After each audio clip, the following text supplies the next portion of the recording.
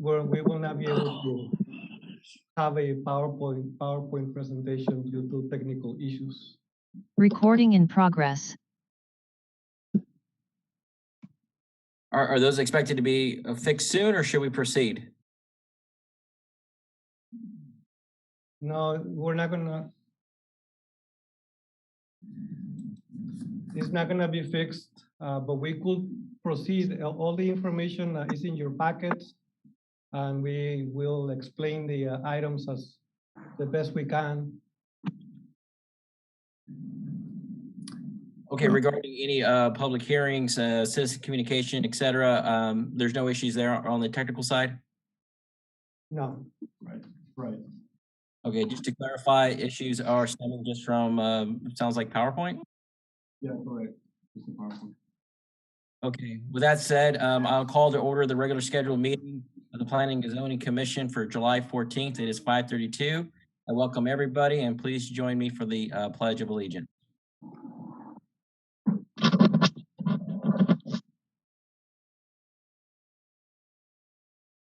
I pledge allegiance to the flag of the United States of America, and to the republic for which it stands, one nation, under God, indivisible, with liberty and justice for all.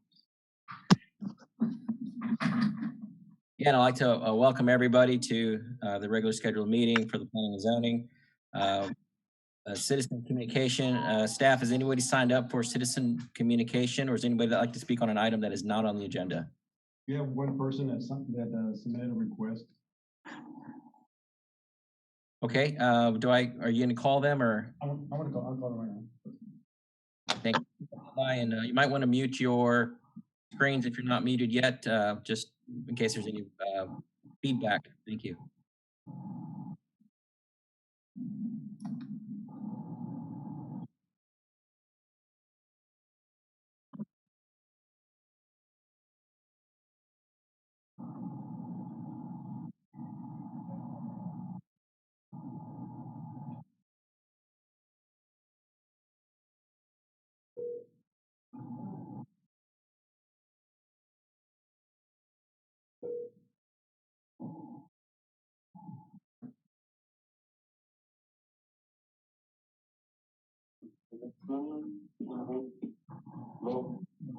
Yes, can I speak with Emily Cruz?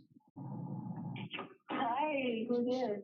This is Joel Olivo with the City of Orangeton. You sent a request that you wanted to speak at the Planning and Zoning Commission meeting. Oh, yes, I did. Okay, if you want to speak, you'll have 2 minutes to speak at this point.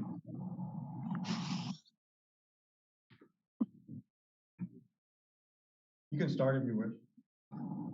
Okay. Hi, my name is Emily Cruz, and I am an AIU student at the Arizona, but I'm doing online classes, and I am looking for a future with success, and I am very positive about every single thing, and I think that with the team, we would accomplish what we all want.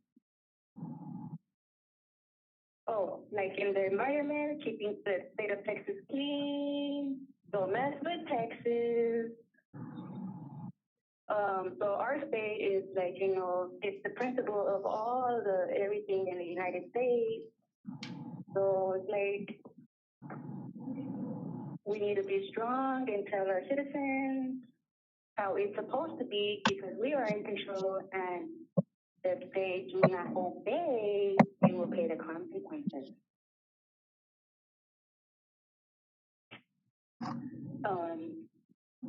And water is very important in our system right now. It should be mandatory for kids and all adults to be drinking water. Less Coke and candies and junk food and cookies and stuff like that.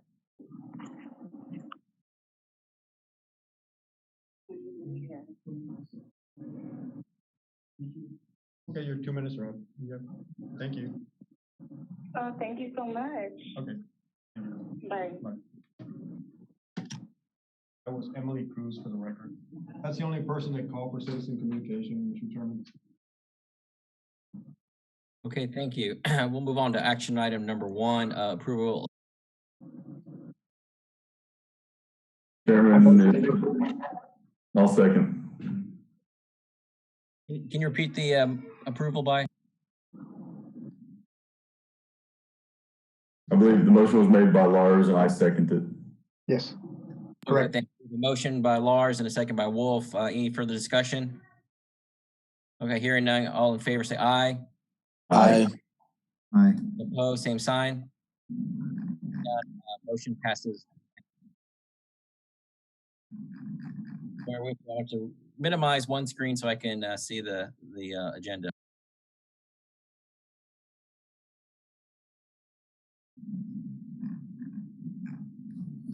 Okay, action item 2, request for a special use permit to allow a storage building greater than 144 square feet in a residential single-family R1 district located at 146 South New Estes Park Lane, bearing a legal description of Lot 16, Block 1, New Estes Park subdivision. City staff. Mr. Chairman and Commissioners, the applicant is requesting a special use permit to allow a storage building on their subject property that's located at 146 South New Estes Park Lane. The proposed storage building would be 40 feet wide and 50 feet in length, and the height would be 16 feet in height. It would be located in the rear of the property. Typically, per the ordinance, these are processed administratively if we get no written complaints from the request within 10 days that the advertisement is published in the newspaper and the notices are sent out. However, if there's a written complaint within 10 days, it would have to come before the Planning and Zoning Commission and City Commission. In this case, we got 4 letters in objection to the requested special use permit. And we also received a petition in addition to that, which is why it's before you today. As mentioned, it's going to be located in the rear of their property behind an existing fence. It complies with the required setbacks, required height requirements. However, there was a concern from surrounding property owners regarding the special use permit. Generally, the surrounding areas developed with single-family residential use. There is a lot that's vacant adjacent to the subject property, and most of it is single-family residential. However, there is one container north of the subject property, or excuse me, storage building that's located north of the subject property.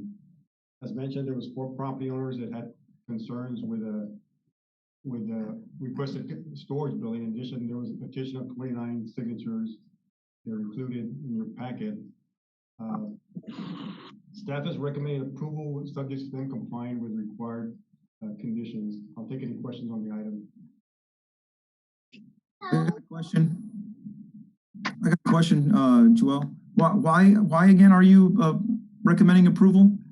We're going to recommend approval because it complies with the city ordinance. Like, the city ordinance requires that a storage building, there has to be a main building on the property.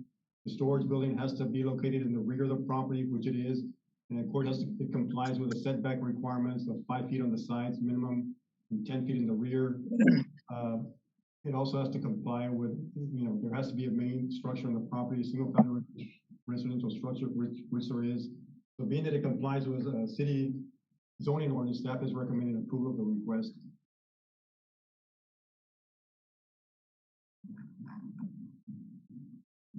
Got another question. So this is already an existing structure that was built without a permit, the way I understand it? No, this is a new structure. This is a brand new structure. Excuse me? This is a brand new structure that has not been built yet. Correct. It's a brand new structure. Okay. I might have gotten my emails mixed up. Sorry about that.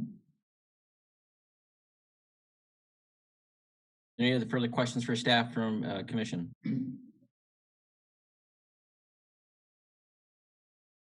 Okay, hearing none. This is a public. No, I think I have a follow-up. I'm a little confused too, because I believe this is the item that we saw the communication that indicated that it had already been built. So I'm a little confused. No, there's another. The communication was from the applicant, as I understand it, and she was showing another property that had a similar structure and was using that as an example. And they had not received permission, and in that letter, it was a little confusing, but they included, if I got this correct, they included language that referenced them being in code violation, which had nothing to do with her. Is that about the size of it, guys? Yeah, got that's it. correct. This is the one That's right. north of the property. I have a question for staff. Are we still honoring that petition? Because I received an email today that that petition had incorrect information on there. Right. Yeah, we're still honoring the petition, that's correct. Even though the information had incorrect. The information If was you- correct, submitted by staff. It stated 20 feet when it's actually going to be 16 feet. Staff did not include that information. That came from from the person that submitted the petition, but staff included the correct notice, the correct site plan that was submitted by the applicant. In Okay. your packet, which shows that it's 40 feet by 50 and it's 16 feet in height. We didn't include any information pertaining to be 20 feet. That came from the person that submitted the petition. And technically, 16 at the corner, but still pitches up the ridge. Right up between- It may not be 20, but it's not 16. Well, the walls are 16. Yeah, exactly, the walls. Right, correct. Mr. Olivo, I guess to follow up on Mr. Pettis's comment, so the petition that people signed, I guess had a discrepancy in actual facts. So maybe this is a question for legal. Is that petition, even though they had all these signatures, the information was wrong, does that make it still valid or something that this commission should consider from objections from the people within the 200-foot radius? I think somewhere beyond the 200-foot as well. Well, for purposes of the law and the petition, the only ones that need to be considered are the ones within 200 feet. Now, as far as the discrepancy in the roof or in the height, I'm hearing that it's not 20 feet. I'm hearing that staff provided it is 16 feet. But then I think I also heard somebody say it's higher than 16 feet, but we don't know how high it is. Yeah, my only question or my only statement was at its highest point at the ridge, it's going to be higher than 16. But I think Joel had a good point that it's 16 at the wall, and I'm guessing that's what y'all measure based on, or that's the threshold that has to be met. I don't know. Maybe you can help me out with that, Joel. Yeah, that's what staff went by based on the wall. It's 16 feet in height. So we included the site plan that was submitted by the applicant. We didn't mention any dimensions other than what's in the site plan, which is in your packet. That was submitted with a notice. So it's 16 feet to the top of the wall, and then you got a little Right. roof at a certain slope. Correct. I got a quick question also. Did we skip a public hearing here, or is that next, Chairman Consiglio? That's next. I still okay. Yeah. So there's questions first for staff, and then we open up to public comment. Is that how it works? That's correct. Okay. So I have I thank you for clearing up that question that I had. But I do have a question for staff as well.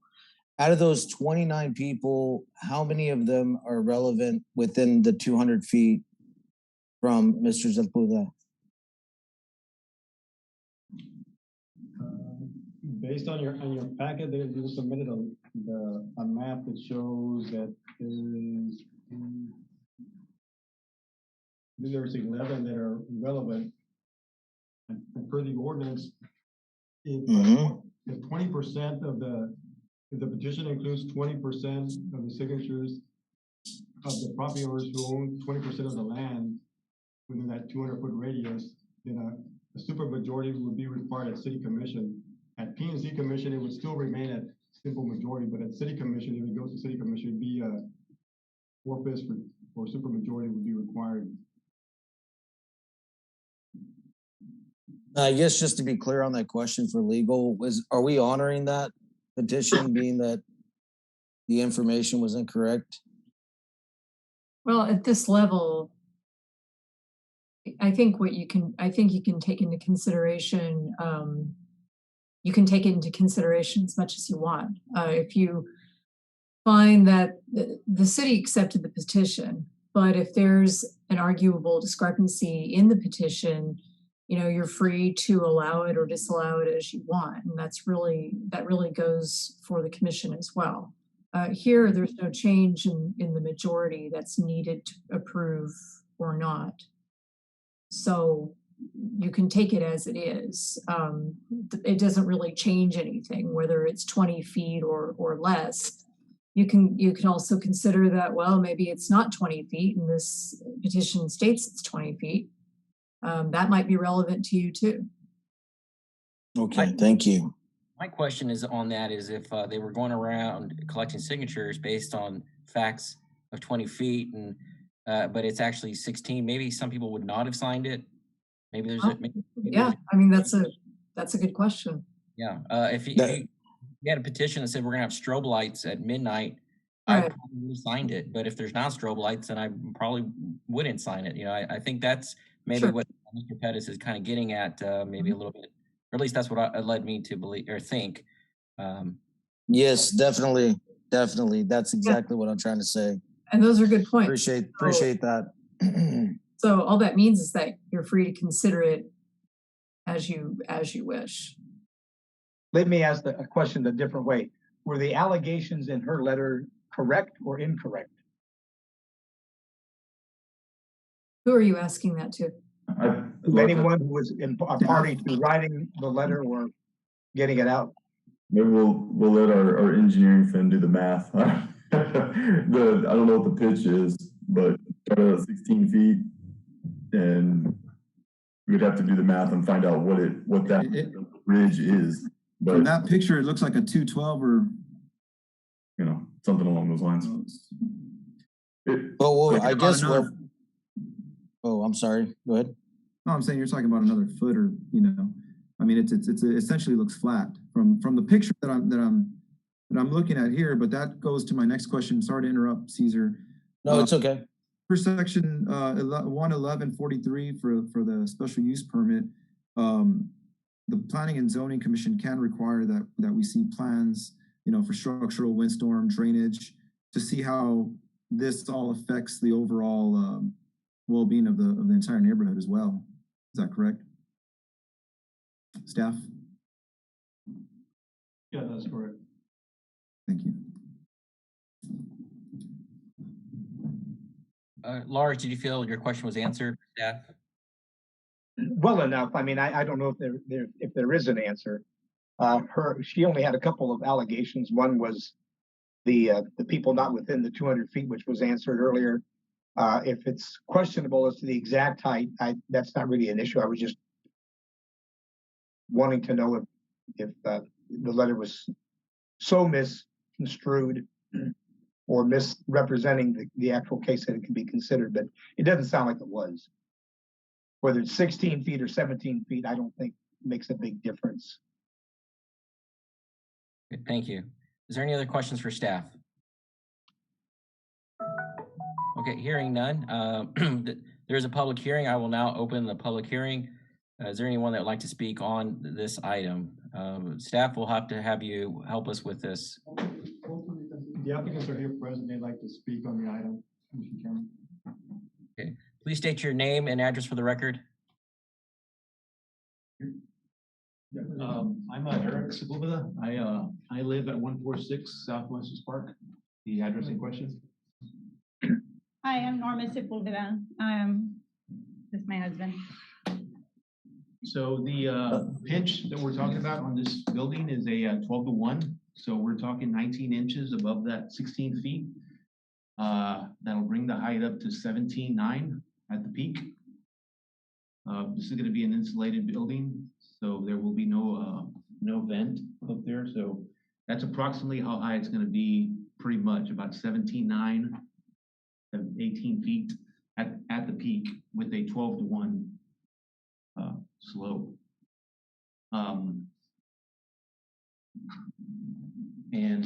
This building is going to be on the, I don't know if you guys have the emails that we sent. This is going to be 162 feet, 194 feet from the street. I mean, that's pretty far, well aware from anyone. The only people that'll see it are the people that are going to be looking down my driveway.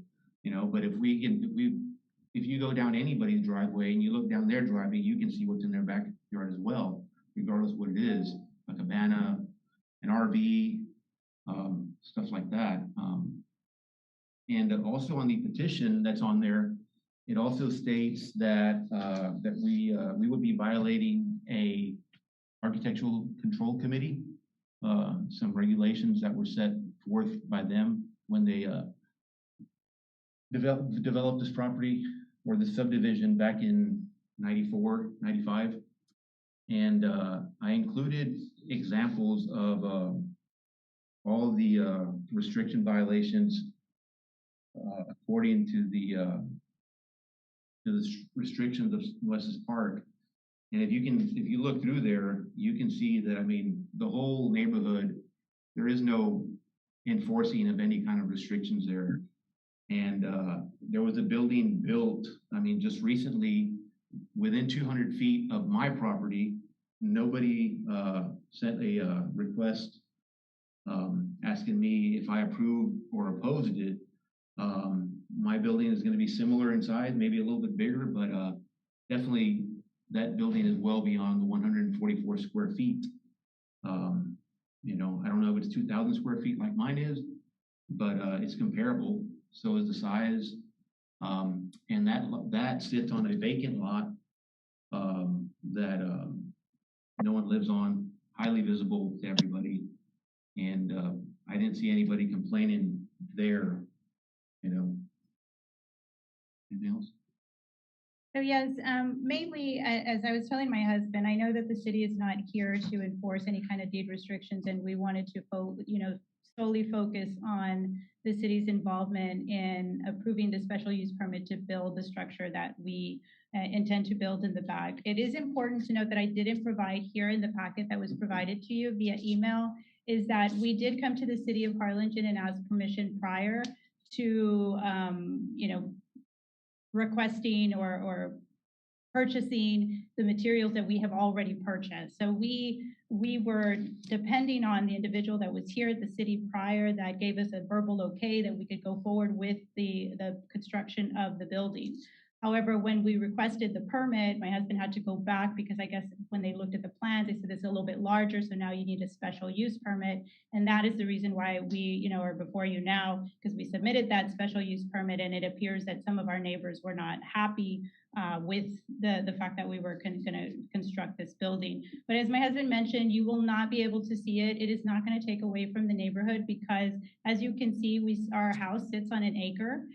It's way back in the back of our lot. It's fenced in. We have mature trees all around our home. So you really have to be looking in to see what's sitting behind there. And as staff has already mentioned, and it abides by all the ordinances of the city of Harlingen. So it is not going to be up against a fence, which in our neighborhood, we do have some structures that are maybe not a storage building, but there are some violations of the Harlingen city ordinances throughout our neighborhood.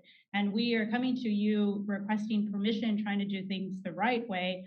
And so we're just hoping that you take that into consideration. And more than anything, the 112, I think it's 112 North Nueces Park, and I think that it is the last page of the packet that I sent to you a little earlier.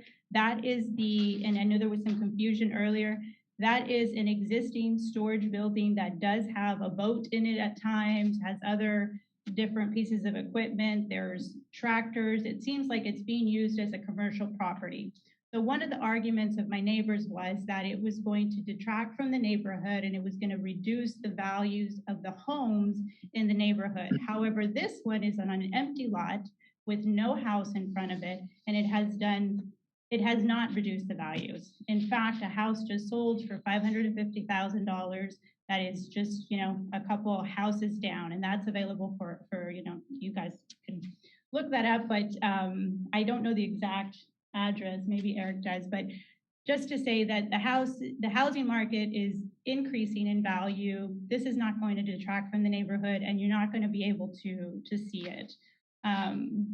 In addition to that, the restrictions, as we mentioned before, I'd asked for the board not to even consider what is being requested from our neighbors is asking the city of Harlingen to enforce deed restrictions.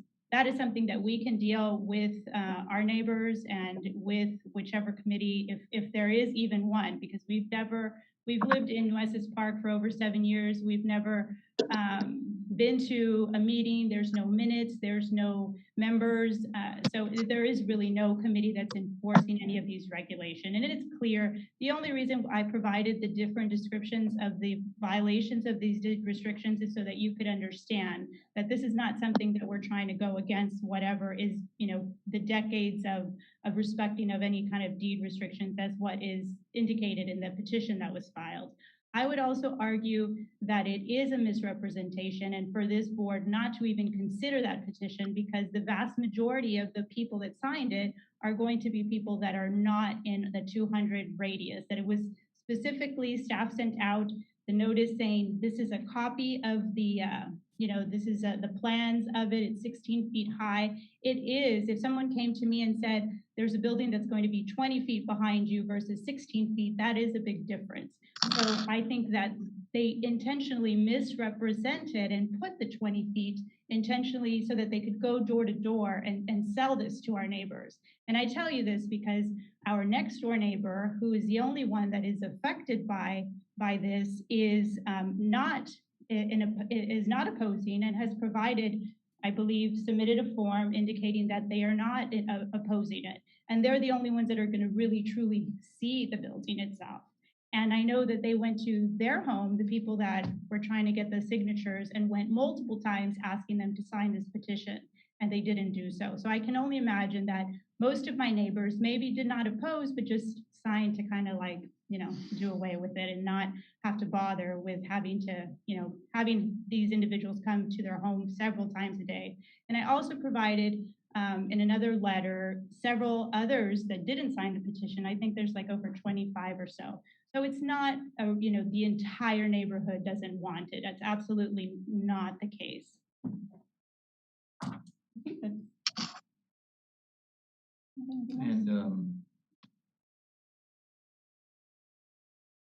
And in the final page, you can see the map of that the city provided, and you can see where the building that's in question that's already up in relation to my property. I mean, it's well within 200 feet. So I just don't see why they can have one and I can't.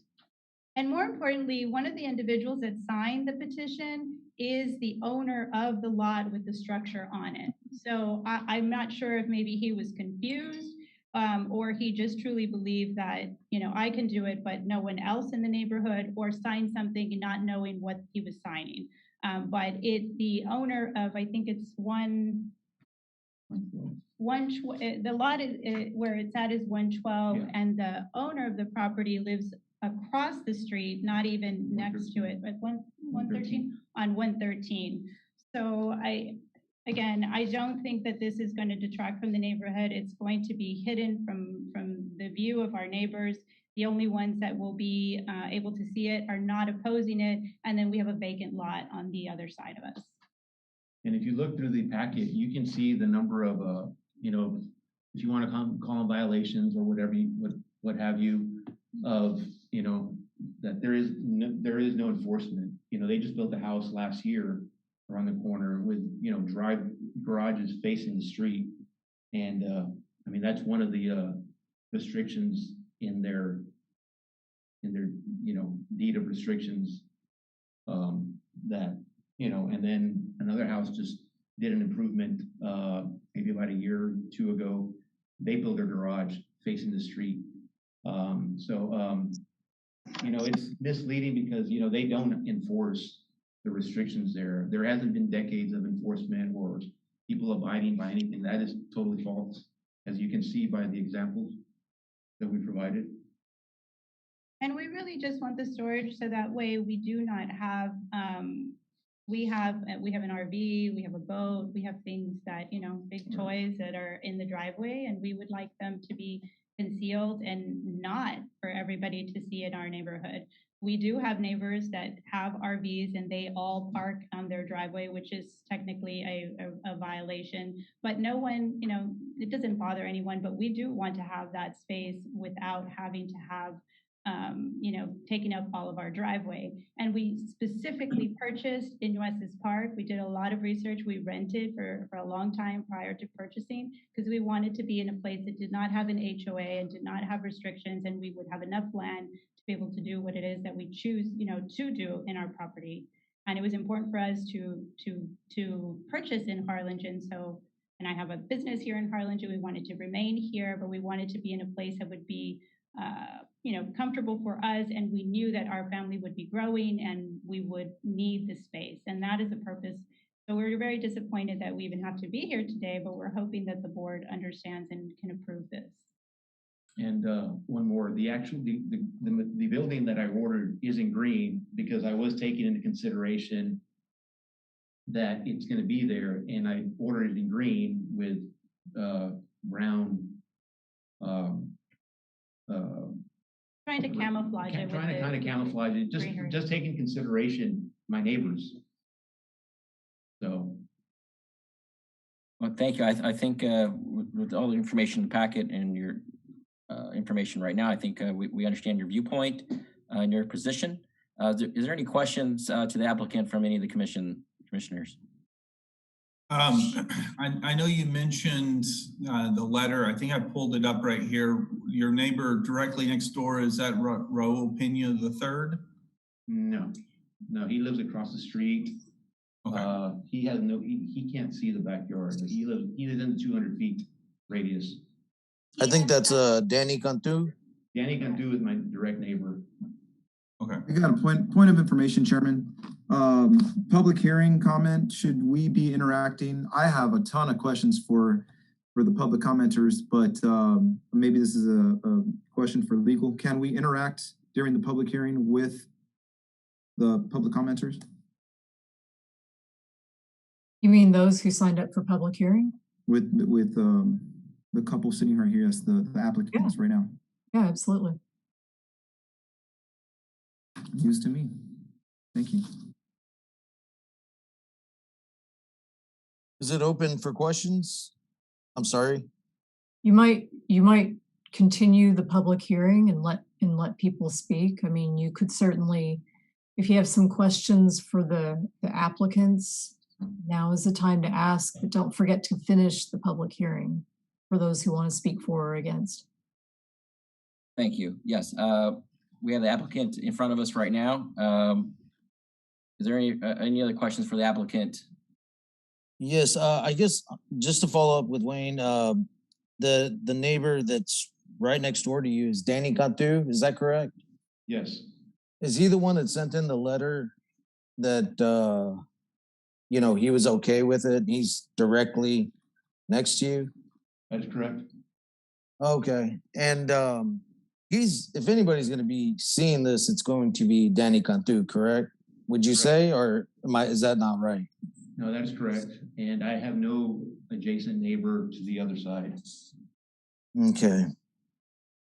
And then I also sent a photo with the proposal site. And as you can see, I mean, I have mature trees and palm trees in the back where, I mean, you can't see my neighbor's property. I doubt they're going to see mine. Correct. Thank you. Question for the applicant. A question for the applicant. How is the drainage in this area here? I know every time it rains pretty hard, it floods pretty good there. We're not curb and gutter. We have just septic tanks, and we have just regular ditches in the front with I guess a big ditch out before you come that runs parallel to Stewart Place. But I mean, we don't get flooding up in our houses. I mean, we do get street flooding. But I mean, in the 7 years that we've lived there, we've never had it in the house. But it does get flooded just like everywhere else. Risen up into your yard? It goes up maybe halfway up our yard. but it doesn't get into our driveway up that far. I mean, If we were to approve this, would you be opposed to adding additional drainage, detention, and swale, like a little ditch inside your house that would need to be approved by engineering to not worsen the drainage in the area? Would you be opposed to some kind of a compromise? no, I wouldn't.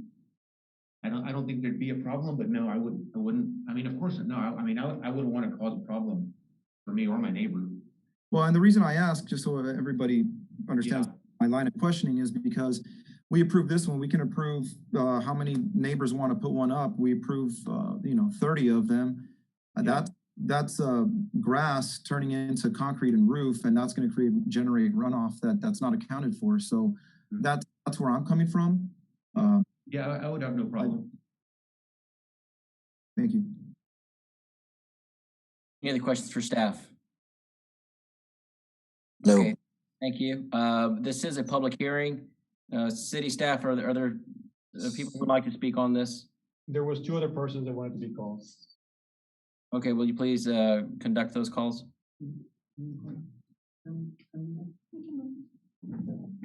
Thank you. Thank you.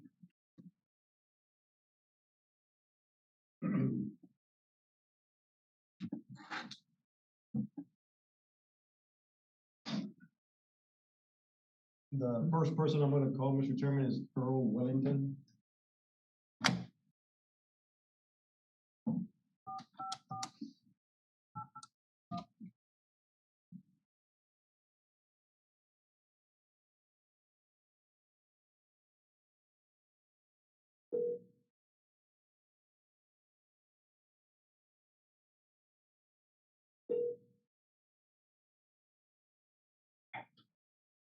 Hello, this is Earl Wellington. Mr. Wellington, this is Joel Olivo with the City of Harlingen. We're here at the Planning and Zoning Commission meeting. You requested to be called for the meeting. If you want to speak, you would have 2 minutes. Well, my wife and I live not next door to the Sepulvedas, but 2 lots away. The lot between the 2 of us. Mr. Wellington, this is Joel Olivo with the City of Harlingen. Yeah, you can't hear us? Yes, we can hear you. Go ahead. Well, my wife and I live not next door to the Sepulvedas, but 2 lots away. The lot between the 2 of us. That's not, we don't think the audio quality is good. He needs to mute whatever he's listening to. Or Can you hear me now? Yes, we can hear you. Okay, I don't know what the problem is, but what I was gonna say is that are you talking or you want me to talk? You can speak, sir. This is your 2 minutes to speak on the item. Okay, we live next to a vacant lot that's between the Sepulveda's house and our lot, and certainly the structure will affect the new owner of that lot. He bought the lot after this process was started. Regarding the fulfilling all the requirements of the city, do realize that the size of the storage building that's requested is over 13 times the allowed size of 144 square feet. Also, regarding the Sepulveda's statement that it won't be visible, it will be visible from the street unless they build a fence that's 16 or 17 feet tall. I think that they could build a extension to their garage of a similar kind of structure to the house, and that would fit well with what's going on in the neighborhood. I do know that others, including Mr. Pena, who built here recently, have tried to abide by the original restrictions of the subdivision. I guess that's pretty much all I want to say, except that I think an industrial type of building does not belong in an R1 neighborhood. And I think, this the size of the footprint of this thing is almost as big as a house, or as big as some houses. But thank you for your consideration. I thought this was going to be a teleconference meeting, but the Sepulvedas were able to attend. I'm not quite sure I understand that. Thank you. Great, thank you.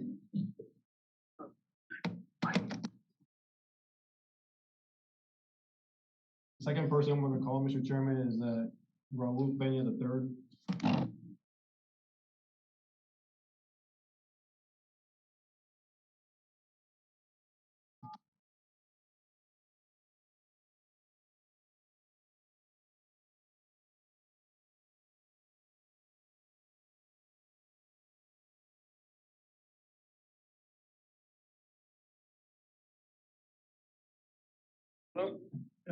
Mr. Peña?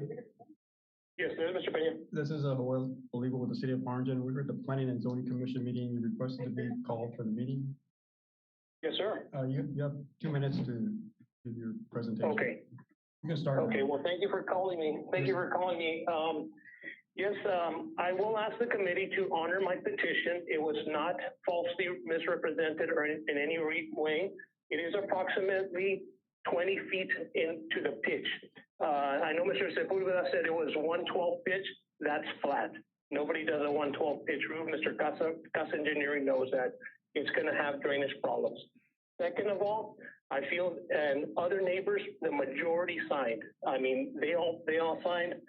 A lot of them, we did go above the 200 feet radius because we feel that if they allow Mr. Sepulveda, it's not going to stop from anybody else wanting to also build metal building structures that do not belong in a residential neighborhood. And if they allow one person, they're going to have to allow the rest. That was a second concern.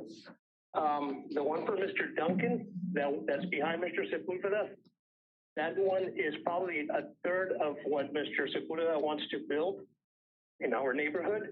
It's also in violation. It was not permitted, and Mr. Duncan is in the process of getting that out of the property. They surveyed it recently, and he's actually going to start moving that. He's already been advised by the city. My other concern would be that the petition, like I said, it was not misrepresented. It is approximately 16 feet to the wall. To the center of it is going to be closer to 20.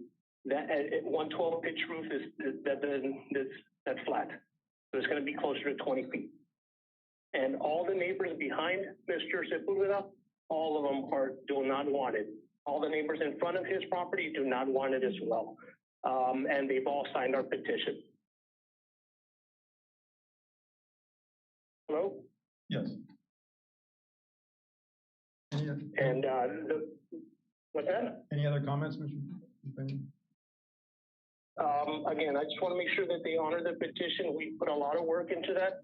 We got all our neighbors involved, and the majority of them don't want this thing in our neighborhood. And it's not anything against the Sepulveda family. They're a nice family. This has been a very nice neighborhood, residential neighborhood for decades, and they want to keep it like that. Can I ask a question? You can ask me questions. I'm trying to keep it at 2 minutes, but if we can discuss it on the phone, I'd be more than happy. My question is, you made the statement about it being truly 20 feet. Is there any kind of supporting evidence to support that you can provide? That would be the only follow-up. Yeah, I'm building my house right now. My house has a 12-12 pitch. It goes down to an 8-12 pitch. And an 8-12 pitch this is the second house that I built, and I'm familiar with that. The gentleman from Casa Engineering can also tell you a 112 pitch is almost flat. When you have a building that size, you need a bigger slope because it's 40 feet, that's 20 feet to the center. 112 isn't going to flush the water down. You're probably going to be closer to 312.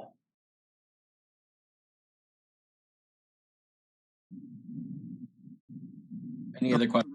For the record, 112 is allowed. It's just per code. So that's the same question. It sounds a little muffled. If I also need to go in person, I would be more than happy to discuss this with the committee. Mr. Wellington and a lot of the neighbors have agreed that are okay with me discussing this with the committee in person? For the record, 112 is allowed. It's just the different building materials aren't allowed, such as asphalt shingles under 212. But that was the same question that I had, Vice Chairman Lowry. Thank you. Thank you. Thank you, Commissioner Garcia. This is a public hearing. Is there any other comments from Mr. Pena? Nothing further other than what was discussed. And again, I'm keeping track of that building, because when we picked up the petition, everybody told me the same thing. The same building that's there that's against code. Everybody, they don't want it, and it was brought up to the attention of Mr. Duncan that it needs to be moved, and he's actually in the process of doing that. And I mean, like I said, I'm following up with it because just like I picked up that petition, and it wasn't against us if we were a family, no disrespect. It was just, that's our concern. All of us as neighbors, that's how we feel. And a lot of them, when I went to them door to door, a lot of them were like, we don't want this. We don't want this in our neighborhood. And it was, I didn't hesitate for much to get their signatures. And it wasn't because, I scared them with 20 feet. I'm actually closer to being right that it's going to be 20 feet at the center.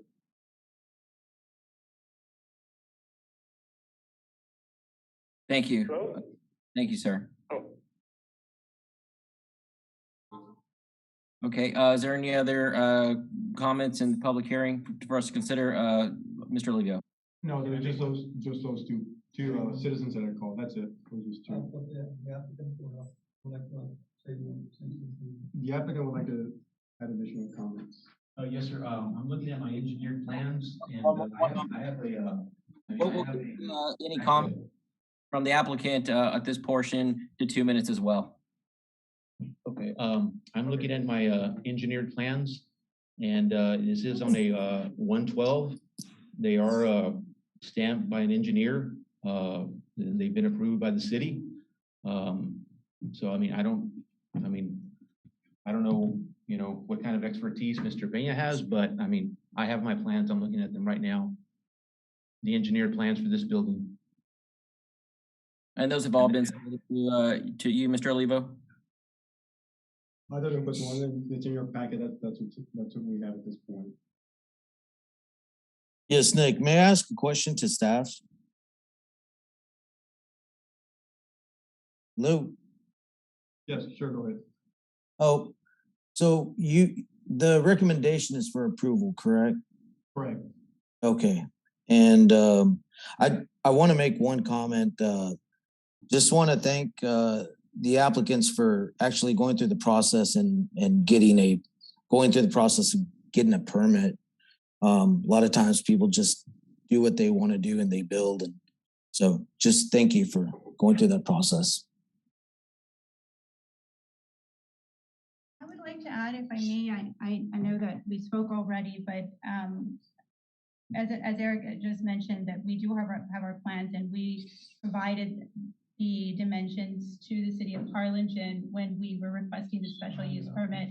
And the city of Harlingen did in fact provide the exact plan to our neighbors in the 200 radius, gave them that, and also instructions on how to go about the petition. Mr. Pena has represented to you that he, on his own volition, decided to go to all of our neighbors in hopes of swaying you to not approve this, and knew that it was stated by the city of Harlingen as 16 feet, but because he has personal knowledge that he decided to represent and say that it was 20 feet. So this wasn't an error. This was done intentionally. And because of that, it is an intentional misrepresentation. I would ask the board to not consider the petition at all, because we have heard his, basically reiterating what we assumed and speculated as to be the fact. And he's pretty much solidified that for us. And also Mr. Pena is not living in the neighborhood right now. So I know he says that it's been decades, but he is still constructing his house across the street from ours. So he's not really familiar with what's been going on in the neighborhoods for the last 7 years. And there's the house that was just built that, has few violations. So I mean, I didn't hear anybody complaining about those, and those are up. So I just feel that we're being discriminated against.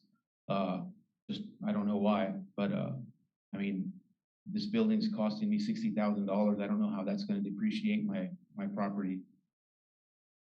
In addition to that, and we are agreeable to, if there's concerns with flooding, obviously those would be concerns that we would have as well as homeowners, and we don't want to affect our neighbors. And if it's something that we have to do in addition to ensure that it is in one, compliance, and two, that it's not going to cause a hardship to anyone because of flooding, then obviously we would not be opposed to that. We would have an engineer to come out to ensure that it's done correctly. We've been doing this correctly since the very beginning.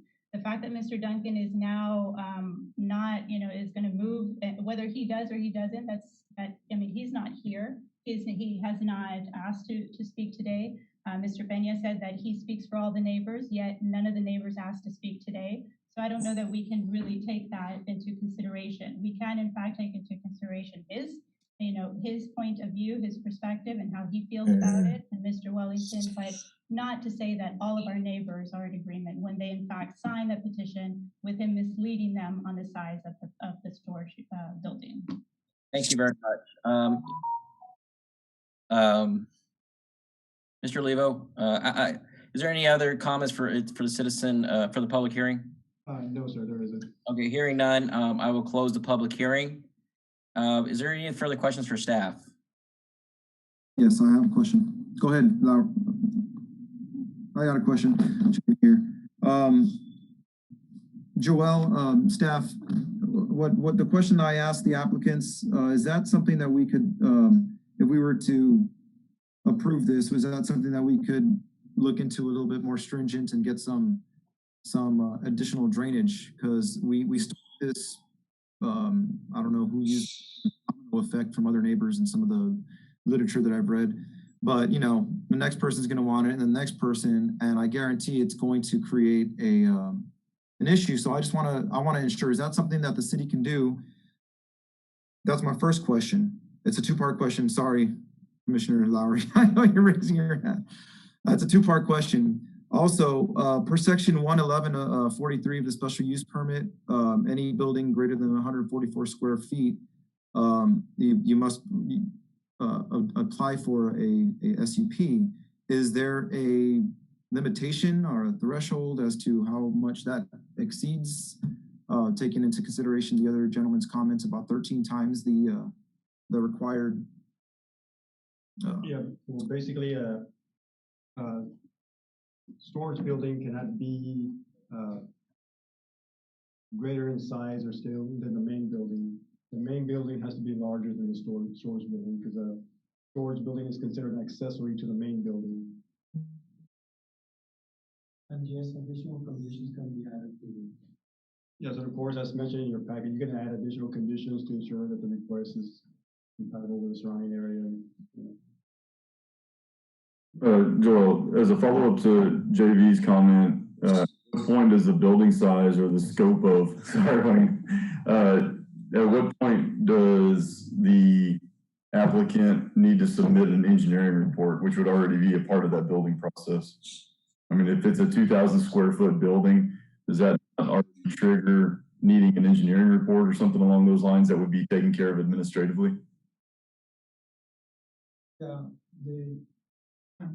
if the special use permit is approved by the city commission, then the permit application goes to the chief building official, and the chief building official may require engineering reports depending on the 2018 building codes. Gotcha. Thank you. Mr. Right. All right.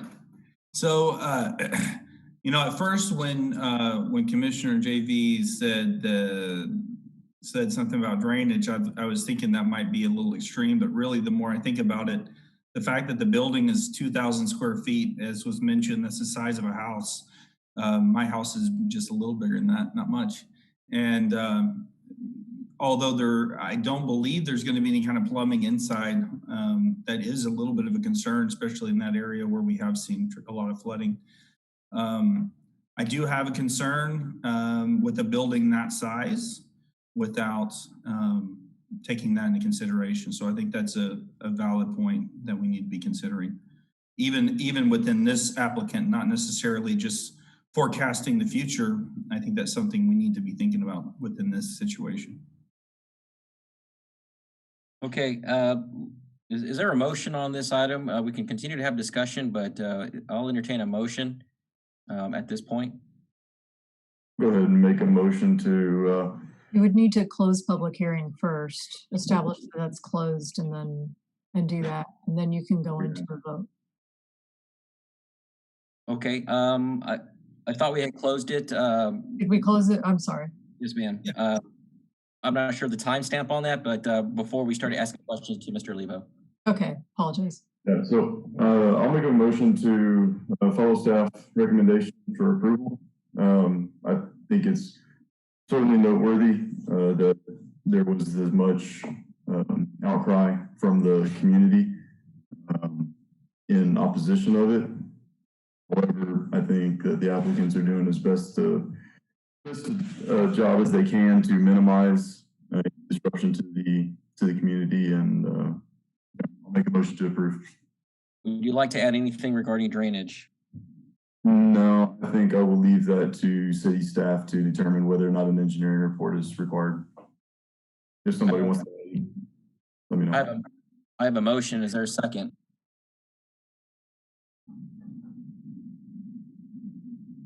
It appears Lars raised his hand. Pettis will second. Okay, I have a motion by Wolf and a second by Pettis. Is there any further discussion? Yeah, I would like to reemphasize, I think there would be good in generally speaking, I'm going to agree with David. Let's turn it over to the city staff, but I would like to at least have an understanding of the plan of action of what that drainage situation would look like before we would approve this. So at this point, I'm not comfortable. Now, obviously, if the wishes of the board, if I'm the minority, I'm the minority on this side, I can accept that, but I'm not quite ready to move forward until we have a little clearer vision of what that would look like drainage wise. And I'm happy to, I would be happy to have dialogue with the applicants, follow up however we need to, but that's where I'm going to stand at this point. Yeah, the only reason I left it out is simply because we've got a competent staff that's going to see the size of that building, that's going to look at all the surrounding land use around there, that's already got a runoff coefficient for all of that. And if it exceeds it, I mean, our engineering department as well as our building officials are capable of doing that. Anytime that we've got any other development within the city, that's exactly what they do. I feel like it's our board micromanaging, and I don't want to. I agree with both what you and JV have said, that it is something that's important to consider, and maybe a directive to Joel or to whomever with staff to follow up on this. But I don't feel that it's necessary as to be a part of the motion. I don't think it's contingent on approving the building. That's why I like it off. Just asking, even because of the size. Like, to me, if it was a 10 by 10, we wouldn't be worried about it. But right. I guess when I started thinking about the size of a 2,000 square feet structure taking up that much space in the neighborhood, that's where I want to voice some concern. Yeah, that's fine. Point of inquiry. Yeah, go ahead. So if we pass this motion by Commissioner Wolf and it passes, can I amend that motion right now, or do I have to wait for it to pass, then amend the motion? You have a motion and a second, so that calls for a vote. Okay. You would have to just discuss it. Like JB, this is a time when you'd be persuasive, and then we can vote. Okay. I mean, I think, okay, so we're still in discussion. Okay. Rescind if they feel the need, if they're persuaded, they can rescind their motion. So. Okay. All right. I'm looking at okay. So when could I, so then after it's approved, then I can amend it? I don't think so. there's got to be a way to amend No, it. you're gonna either need to, and if that's a majority of everybody wants, then vote motion, and then you can make your motion that includes. Okay, I just want to try to persuade everybody here to use our powers to do the right thing here and to try to instill some kind of a requirement, some kind of language in the motion to say that staff shall scrutinize and add more stringent requirements for drainage, because this is why we have a flood crisis, because of all of these buildings going up. Even if it's a 10 by 10, Commissioner Lowry, even if it's just a 10 by 10 or a little sidewalk or whatever, times thousands of people doing it, it's up. So I think it's very, very prudent that we put some kind of language to just a semicolon or a comma with staff's additional scrutiny added on to drainage to ensure, it's not going to affect the rest of the neighborhood. David, can I make a comment? I just, what David was saying, there is going to be follow-up after this construction is done. Oh, I understand. And yes, and that I understand as that, far as to micromanage. No, it's not micromanaging. I understand that, but if we can give a passing emotion a little bit more guidance to city staff to, I think that's prudent. Otherwise, they're just, yeah, it meets the requirements, just like right now. Everything meets the requirements, but obviously we have issues in the area. That's all. I'm looking out for all of the neighbors, including the Sepulvedas. I have a question for legal regarding Mr. Garcia's comment about amending a motion. The person that makes the motion is able to amend their motion, and the person that makes the second is able to then agree to that modification amendment to the motion. Is that correct? Yeah, they would rescind the motion and then reissue the motion. Okay. Mr. Wolf, what? I tell you what, I'll go ahead and take my motion off the table if that's going to be a deal breaker. I'm just not going to make that motion. Just me personally, I think it's insulting to staff, but I understand your point. I'm just not going to make it. So I'll resend my motion. Somebody else can make that motion.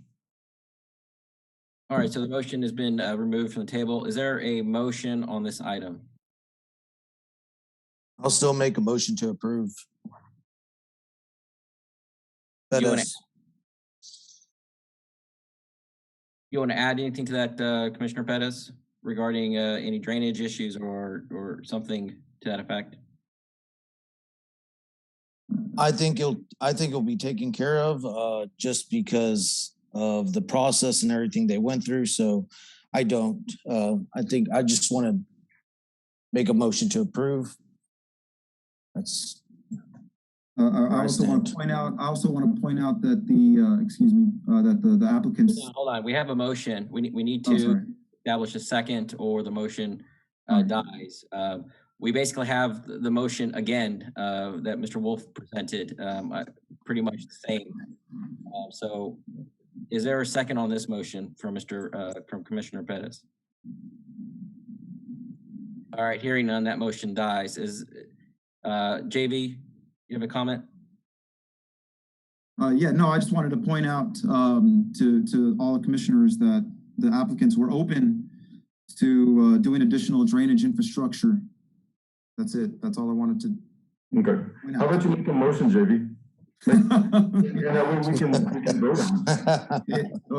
Okay. I make a motion that we approve the request with additional drainage requirements exceeds the current ordinance. By what factor? There would need to be some specifics. What additionally do they need to do? They would need to create some kind of a detention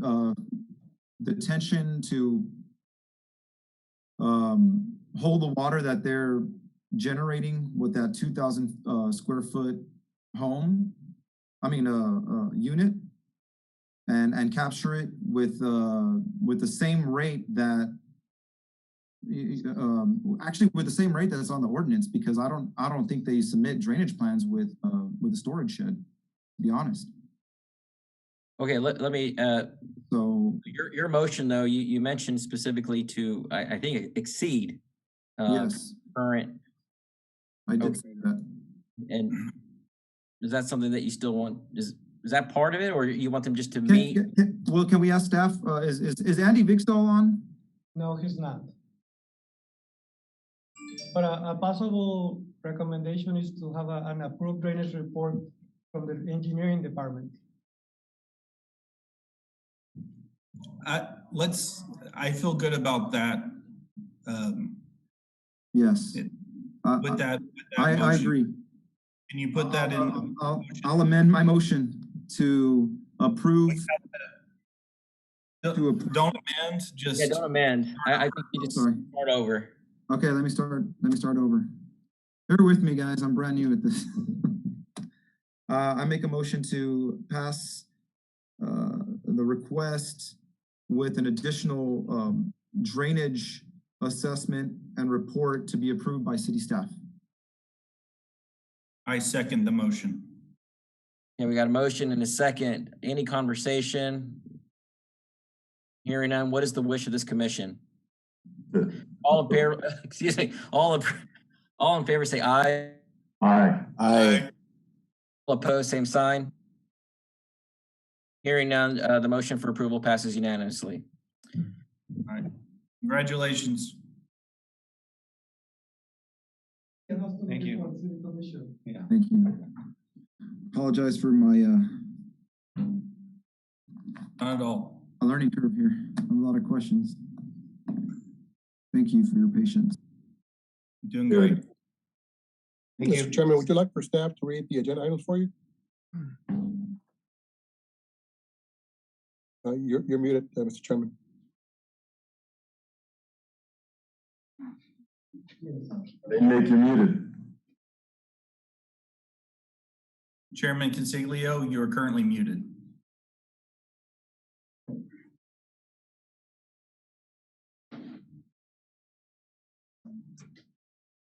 Please come back. I think my space bar died on me. Everybody's having fun with that mute button today. Okay, would staff please read the item number 2, please? Chairman, do you want me to read the caption or start the report? Read the agenda item, Joel, item number 3. Yeah, item number. Okay, item number 2 is a public hearing to consider request for a special use permit to allow storage container in a neighborhood services district located at 2002 South 23rd Street, bearing a legal description of lots 1 and 2, block 21, Treasure Hills, number 2. The applicant is Damaris Palacios. Returning commissioners, the applicant is requesting a special use permit to allow a storage container for an existing convenience store. They use this storage container to store mainly items, storage racks from the convenience store, as well as foam cups, and they use old storage or files in that container. The container is approximately 8 feet wide and 20 feet in length and 8.5 feet in height. This container was approved administratively. It was approved prior to the current ordinance, which requires that they got to be approved by the city commission. The current ordinance was adopted in 2017, and it had a provision in the ordinance that states that any existing container has to be in compliance with the current ordinance within 2 years. Those 2 years expired in 2019. The applicant was advised that the container had to be removed based on the current ordinance. This particular container has been reviewed by the appropriate departments and they have no objection to it. But based on the fact that they've had it for 2 years and it should have been removed by now, staff is recommending disapproval of the request. I'll take any questions on the item. Thank you, Mr. Olivo. Any questions for staff? Nope. This is a public hearing. Is there anyone that would like to speak on this item? The applicant is here present to speak on the item. Okay, public hearing is now open. Please state your name and your address for the record. Julio Palomo, 2002 South 23rd Street. Go ahead, sir. Yes, so I'll be brief about this. So right now I'm just trying to get this store together. It's a convenience store. We're using this shipping container as a storage. And right now our sales are booming. So this shipping container is real crucial for our sales. And we're making a lot of money. It's just, I want like a special use permit to be able to keep it for a while longer, sir. Okay, you do realize it'd be just an additional 90 days. 90 days. That's what the current ordinance allows. Yeah, we explained that to you. Okay. What, if I can ask a question of the applicant, what are your plans for everything that's inside that container after the 90 days are up? So hopefully try and make space for it, but our store is so small and so contained that we don't have space for it. But ever since the pandemic, we've just been booming overnight. So we have more sales, we have more orders for the kitchen as well, and we just don't know where to put it, but we'll find somewhere, I guess, if it's 90 days, yes. Is there any reason why you didn't start making those adjustments 90 days ago? I mean, we had 2 years to take care of this. Correct. So yes, I apologize for that. It's this business has been going through managers, back and forth, and I know that's no excuse, but like I said, I'm trying to get this together, and then I'll take care of it in these 90 days, sir.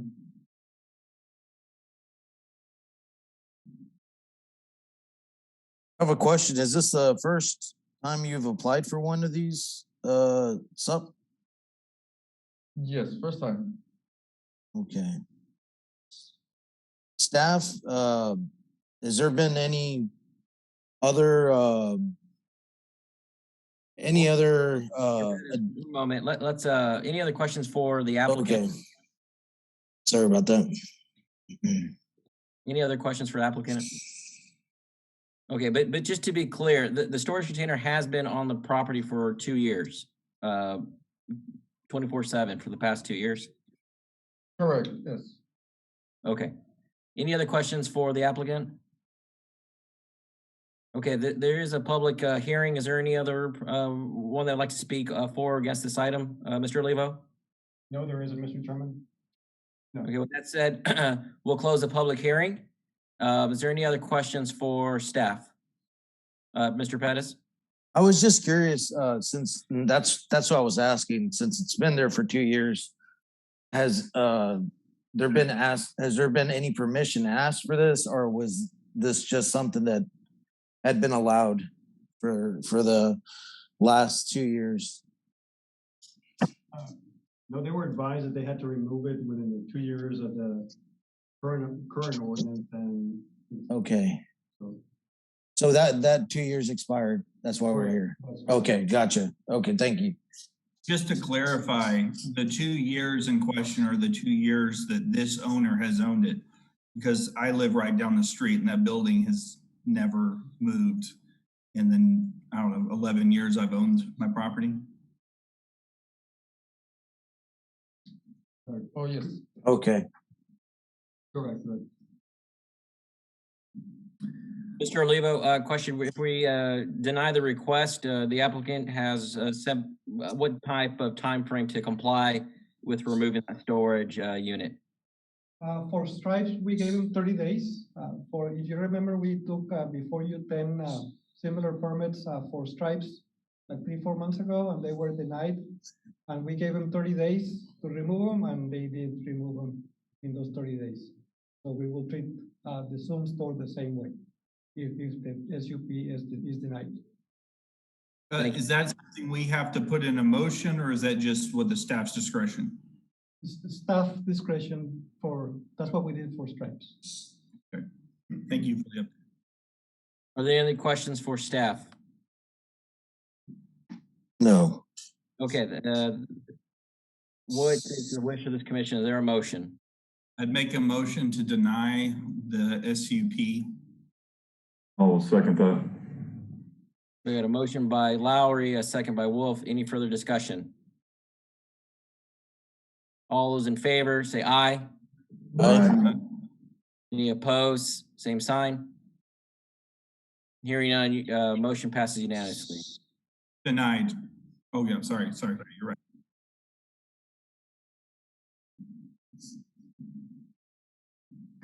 Bear with him, it's his first meeting. I need some caffeine. Joel, could you read item number 4, please? Sure. Chairman, Commissioners, the next item on the agenda is a public hearing to consider request to rezone from residential multifamily district to planned development district to allow for multifamily use for lots 5 through 16, block 1, lots 5 and 6, 11 and 12, block 2, lots 23, block 3, and lots 1 through 9, block 4, Harrington North Business Center located on the east side of Expressway 77 south of Route 499.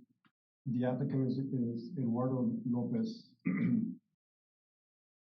And Mr. Chairman, Commissioners, the applicant is requesting to rezone the subject property from multifamily district to planned development to allow to adjust the setbacks on the subject property. Most of these lots are irregular shaped lots, so that's why they want to adjust the setbacks to accommodate multifamily use, which is what they're currently building on the lots in that subdivision.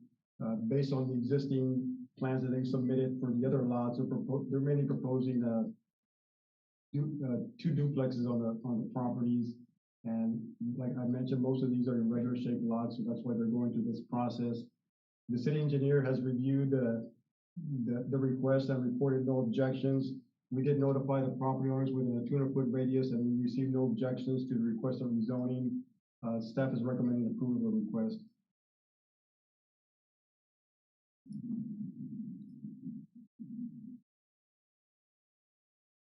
Are there any questions for staff? Yes. I'm sorry. I just have one, Joel. The setbacks that we're reducing down to, they're relatively minor. It's not going to be something that's a huge eyesore, correct? That's correct.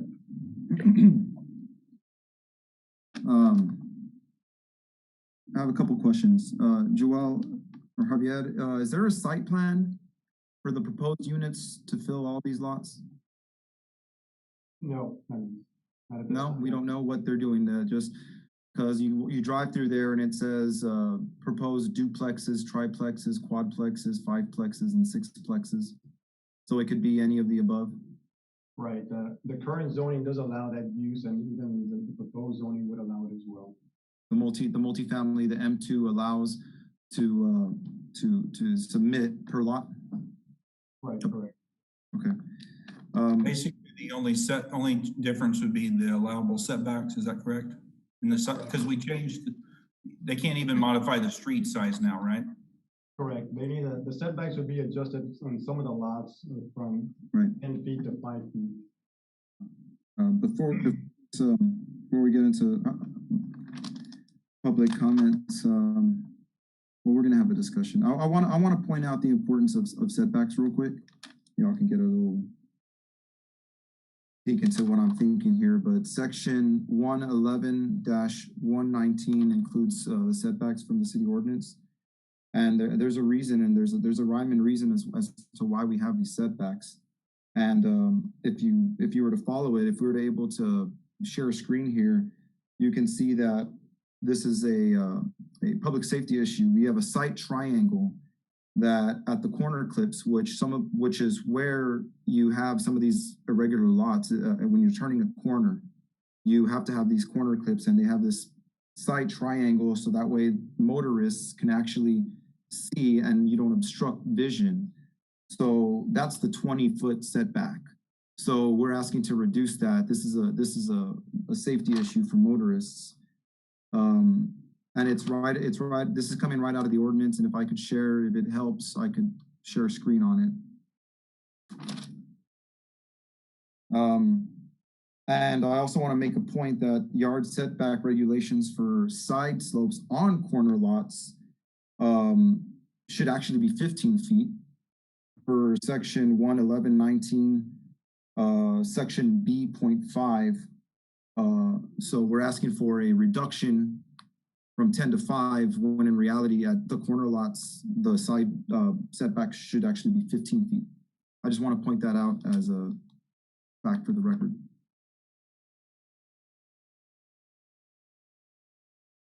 Thank you. Thank you, Commissioner Garcia. Is there any other questions for staff or comments? Okay, we will now open, there is a public hearing for this item, is that correct? Yes, sir. Okay, we'll open the public hearing at this point. Is there anyone to speak on this item? I think the applicant is connected on Zoom. Mr. Nick Gonzalez, can you allow the applicants to connect to the meeting on Zoom? There they are.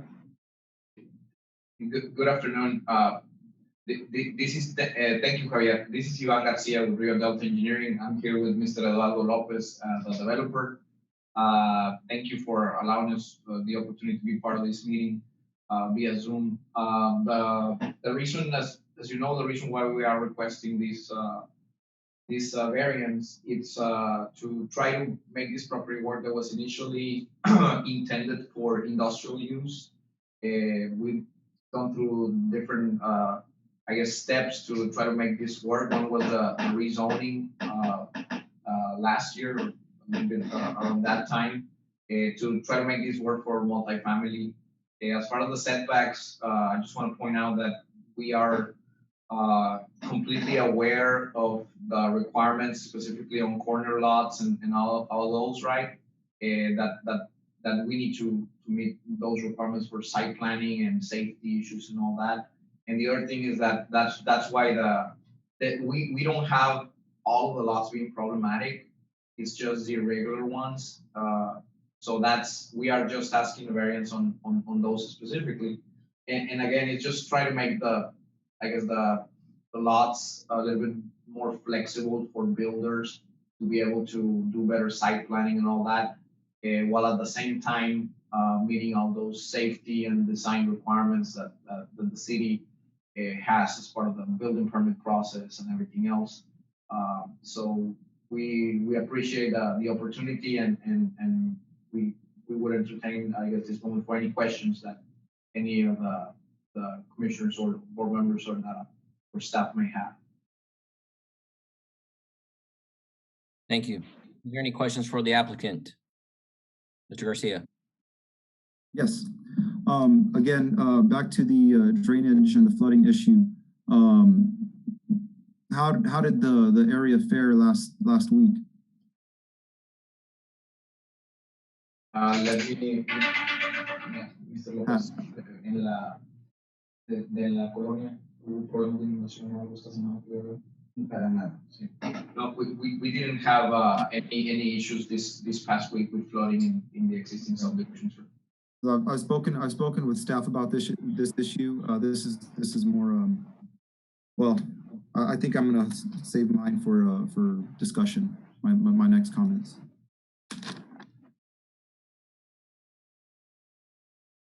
Okay. Any other questions for the applicant? Okay, hearing none. Is there anyone else that would like to speak on this item, the public hearing? No. Okay, hearing none, we will close the public hearing. Is there a wish of the commission? Is there a motion? I move that we deny the request for rezoning from M2 to a PD due to. Okay, is there? Yeah, go ahead. That's it. We have a motion. Is there a second?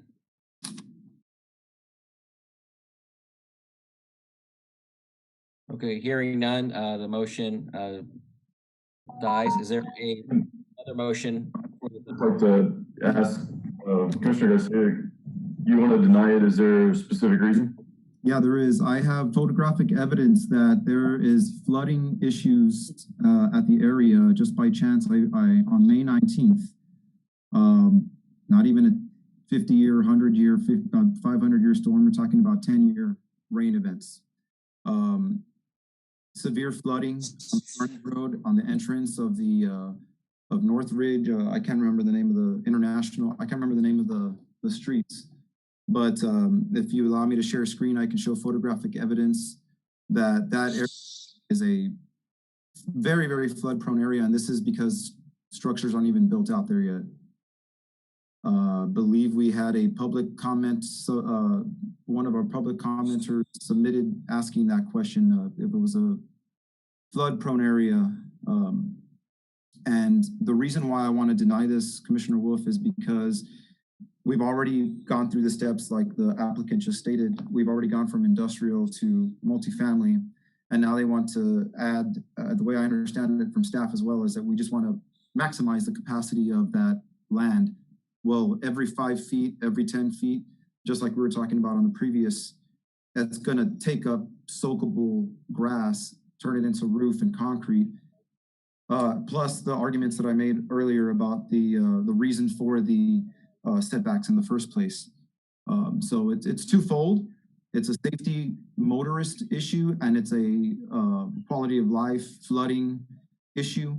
May 19th, last week, obviously, of course, the June 18th, I mean, the June 2018 and June 2019, these people, when they start moving in there, they're not going to be able to make it to work with just moderate rain events. They're going to be trapped in there. They're going to get their cars stuck. And that's one of the pictures I wanted to show you was a car that actually stalled May 19th during the rain event. Legal, is there any issue with Commissioner Garcia sharing his screen with some photos he may have of the area that is being considered? Well, I mean, generally, it's incumbent on the applicant to demonstrate, but I don't think that there's a real issue if it's gonna foment the discussion. So yeah, it's okay. Okay, well, I think we would take Mr. Garcia at his word. No one has any doubt to question his, honesty or credibility. So I just wanted to make sure that we address that because he mentioned it. So. And I'd like to point out that also. Can I ask a question real quick? Go ahead, Commissioner Lowry. So I just want to make sure with city staff, just to be clear, all we're doing today is rezoning to plan development. Any site plan, any construction, anything that would go on that would still have to go through the regular process and would any of that come back to us when it comes to drainage or anything like that, or is it? No, it would be reviewed by city staff. Okay. Apply for their building permit. And correct me if I'm wrong, when we went through the process about, I don't know, a year ago, it all runs together. I remember plan development had some issues related to the width of road. Did we change that? Is it now no longer get a special exception on the width of road? The width of the road remains the same. It's not changing. We changed it from 32 to 32 for new. Say that a little louder. I can't hear. I'm sorry. Up here. For brand new plan development districts, like brand new subdivision, this is an existing subdivision. But let's say this is a brand new. If you remember, the previous subdivision ordinance allowed the 32 feet, and we changed it. No, it allowed 30, and we changed it to 32. Okay. So that's one change that we made when we amended the subdivision ordinance. But that will apply to a brand new subdivision coming in before you apply for a district. So the roads right here are the 32 or 30. How wide? 37. There's a standard 37 back-to-back curb and gutter. And the previous zoning, which was light industrial, didn't have any setbacks, whereas this subdivision will have building setbacks with the plan development zoning. And this is a more restrictive zoning than the light industrial zoning. So just to clarify that. I will say that although I do share in the concern about the flooding, I think at this stage in the game, I think the best plan, the best course of action would be to allow the rezoning. Obviously, they're going to have to show and demonstrate a proper plan, and I think as I feel will be a topic of continued conversation, it's good for us to have. I think it's good for us to trust the city staff in this, but also be resources to try to move these things along. I don't want to deny it at this point. So that's at this point I would feel comfortable moving forward with it and let it get to the next stage.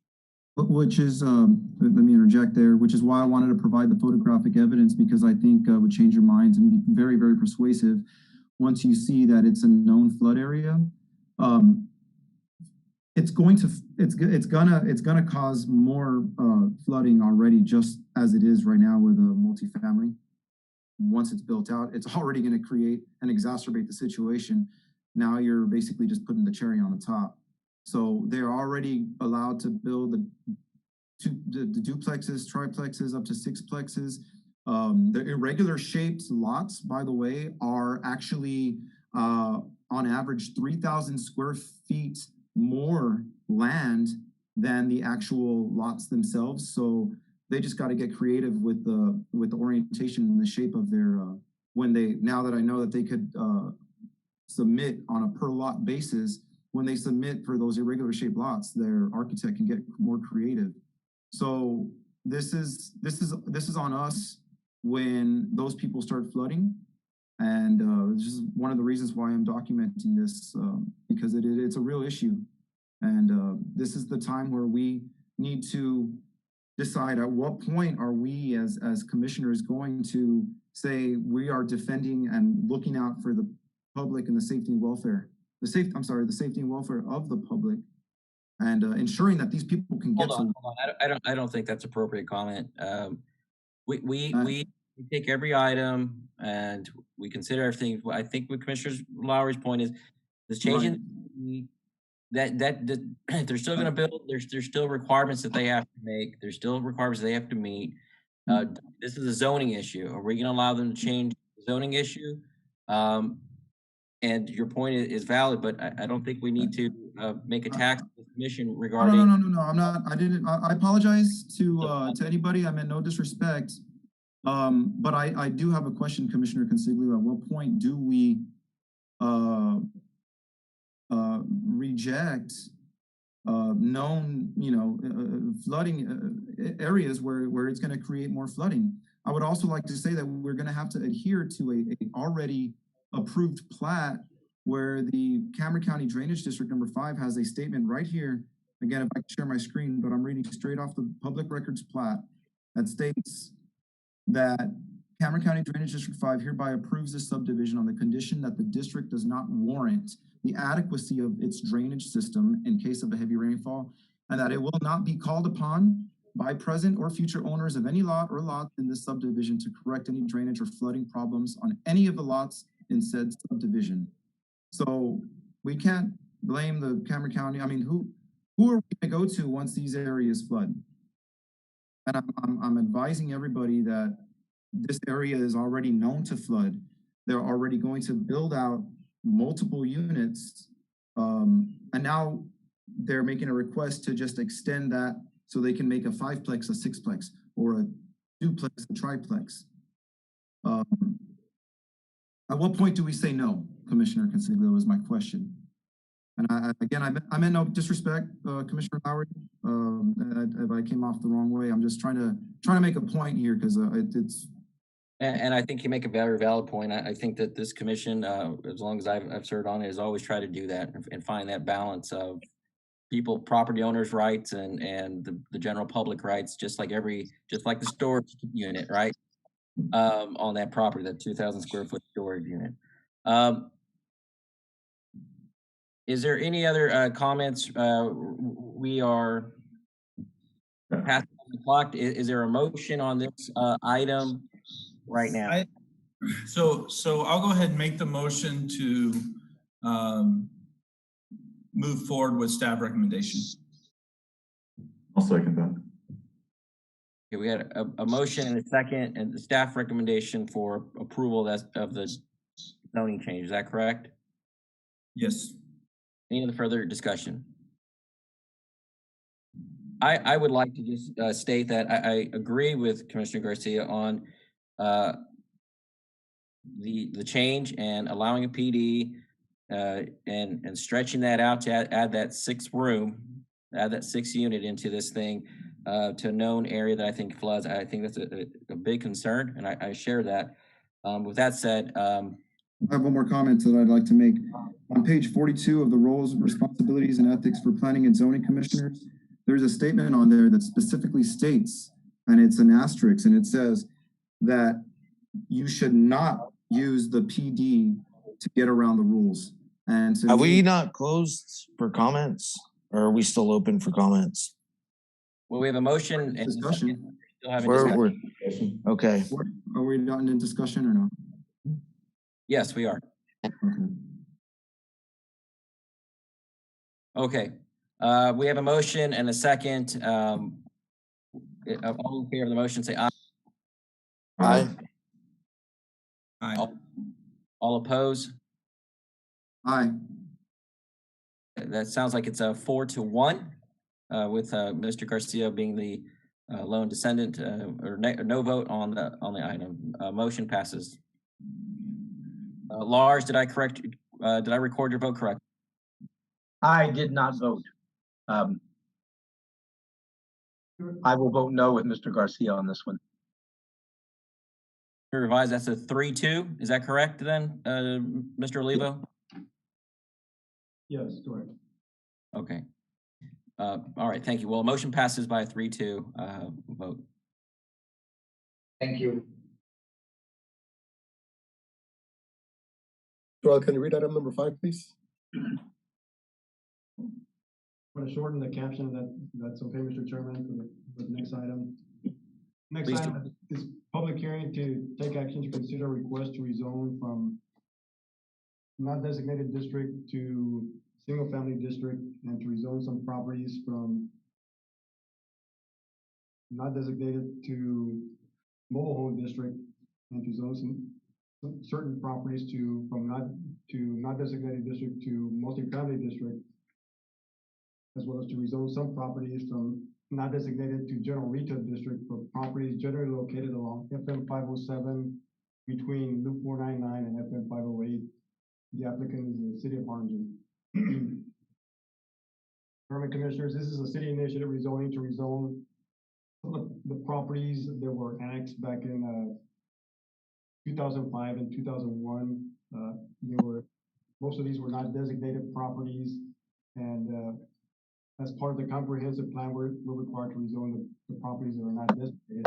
There's only one property we're rezoning that's not designated properties. That is because it's not consistent with the current land use.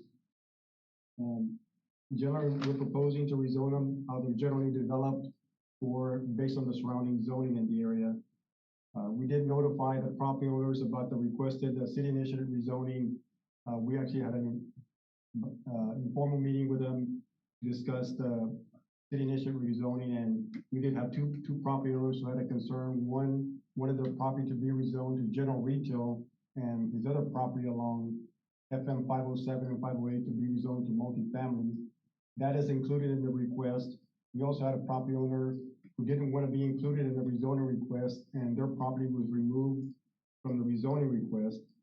So the rezoning is generally consistent with the surrounding area. Like I said, we didn't notify we notified the property owners a second time as part of this public hearing, and we received no objection to the request of rezoning. Staff is recommending approval of the request. I'll take any questions on the item. Any questions for staff?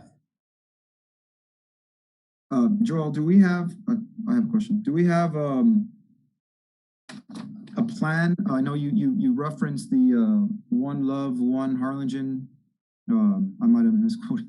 One Vision, One Love. One Vision, One Harlingen.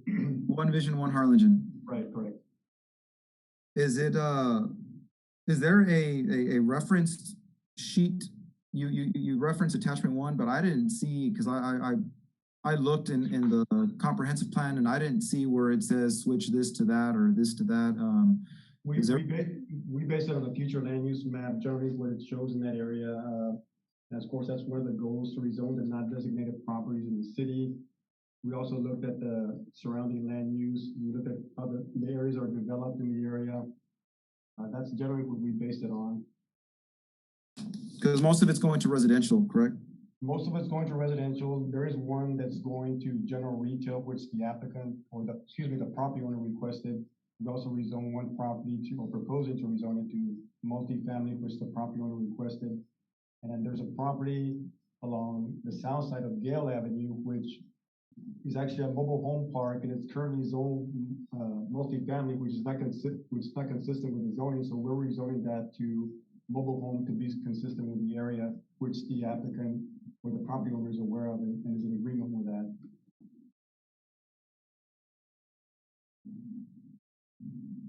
Are there any questions or comments for staff? Is this a public hearing, Joel? Yes, it is a public hearing, correct. Okay, let's go ahead and open the public hearing. Anybody that would like to speak for or against this item? We had none that wanted to speak, or actually,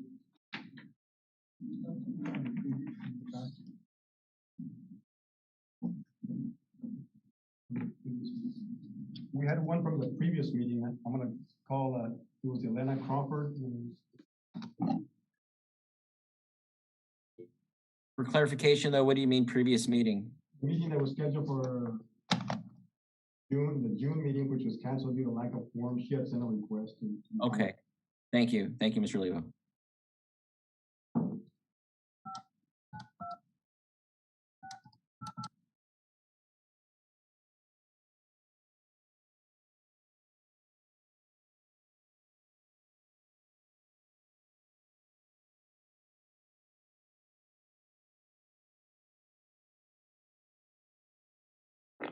Hello, Yeah, Ms. Crawford, this is she? this is Joel Olivo from the city of Farmington. Yes, sir. I'm calling from the Planning and Zoning Commission meeting. You had sent a public comments for the last meeting. Did you have any comments you want to give for this rezoning request? Well, is this for today? It's for today, yes. Uh-oh. Well, actually, I think that the one thing that I wanted to know was once this zoning, if and when it gets approved, and I know my property is a single family, I can go back and try to do a rezoning of that property. Like if I decide to do like duplexes or apartments or something else, or does it have to be single family use at this time? In the future, you can submit a request if you know, of course, it'd have to go before Planning and Zoning Commission and City Commission for approval. Okay, and okay, got that. Now, my other question is, let's say this gets approved, who does the restrictions? Well, once it's approved, it would be zoned single-family residential and would have to comply with a current zoning ordinance. Whoever builds them. But if it's used for farming, it can continue to be used for farming. Right. I'm sorry, I didn't hear that. If it's going to be used, like say for example, it's going to be continued to use as farmland, the use would still be permitted under single-family residential. Gotcha. Okay. And so let's say, you know, in the future, I say, well, okay, family use, so I want to go ahead and subdivide and do lots. What is the size that is allowed, or right now with the city ordinance, the size of the lot that would be permissible? For single family, it's 6,000 square feet. That's if the lot's going to have sewer. If it's not going to have sewer, it's going to have to be half an acre lot. Gotcha. Okay. 6,000, so it doesn't matter just as long as it's 6,000 square feet. Okay. Alrighty, and so my last question is, what brought this about?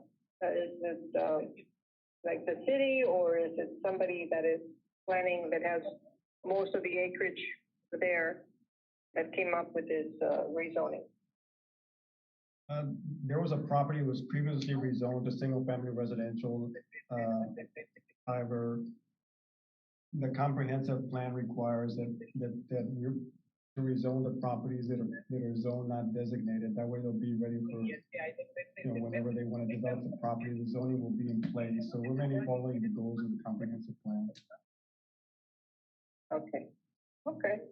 Well, I guess you've answered my questions and yay, I guess. Any other I questions? appreciate you calling me.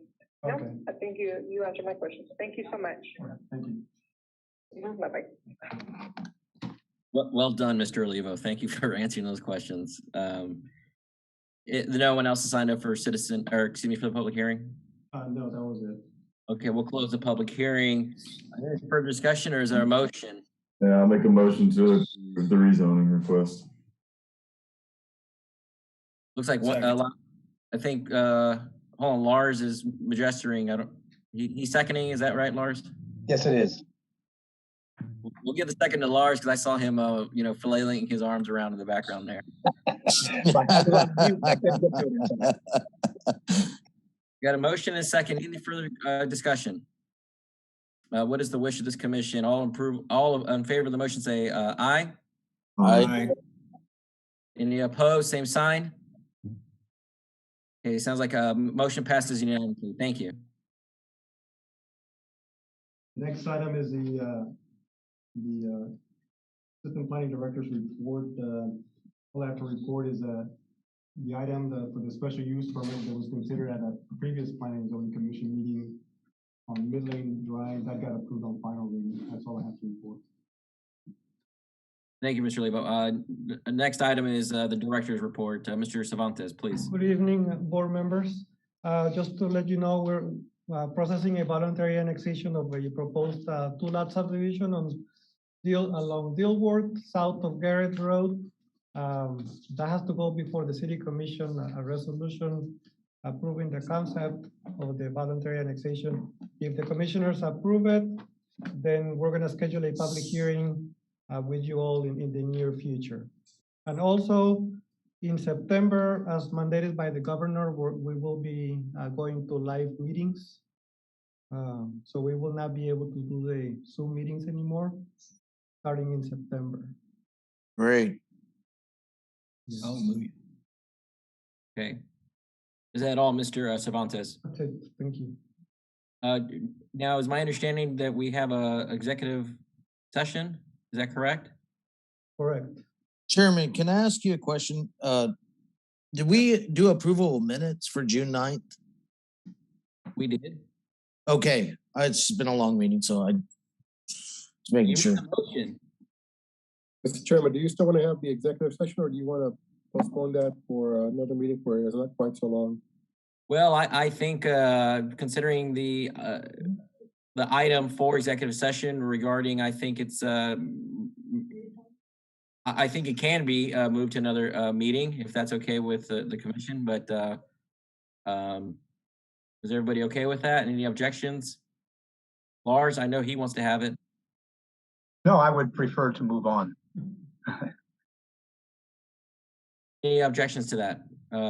Moving that executive session to another meeting where maybe the agenda doesn't take so much time? Do we need to make a motion on that? No, you can just pass on the item. Pass. Pass. Okay. All right. Well, it sounds like we are just going to pass on the item, which takes us to adjournment. Is that correct? Yes, sir. Make a motion to adjourn. Second by Lars. All in favor? Aye. Motion passes. Aye. Thanks, everybody. Have a beautiful evening. Thank you, city staff. Thank you. Thank you, Gabriel, for being on the call. Thank you, everyone. Thank you. Yeah.